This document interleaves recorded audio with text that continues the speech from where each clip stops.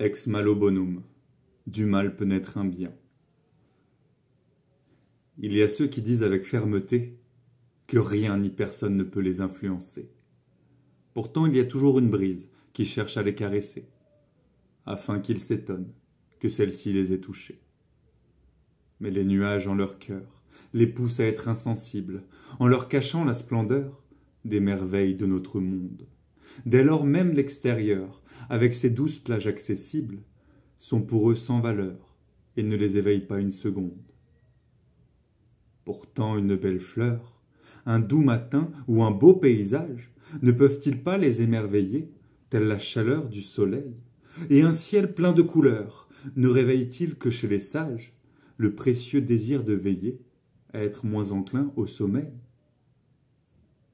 Et si je prends l'arbre de vie, qui s'est doucement développé, ne s'enracine-t-il pas dans les entrailles de la terre-mère?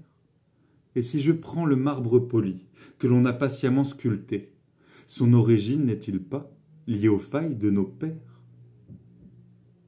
Dès lors je me dis que les gens fermés à leurs émotions n'ont malheureusement dû connaître que la terreur des orages. Alors ils se sont habilement bâtis un château fort sans affection, pour vaillamment paraître plus fort que la peur et la rage.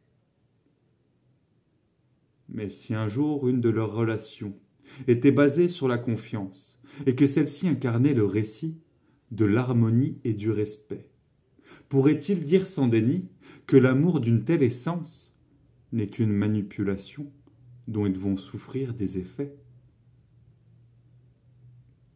Dès lors je crois bien qu'il y a en notre intimité des signes qui nous demandent d'oser nous réajuster, afin d'être les dignes gardiens d'une grande humanité, qui se désigne telle une offrande par sa sensibilité. Afin que nos unions soient mûres et fidèles à nos cœurs, dont les étranges aventures nous font sourire et nous aimer, car en chacun de leurs murmures il y a ce parfait bonheur de découvrir la vraie nature de l'ange de l'amitié. Comme lorsque des étoiles vont soudainement s'aligner pour que les trésors de l'unité réussissent enfin à se dessiner, avec des esquisses qui nous dévoilent des vignes réalignées, afin que l'or de la fraternité ne soit jamais abandonné.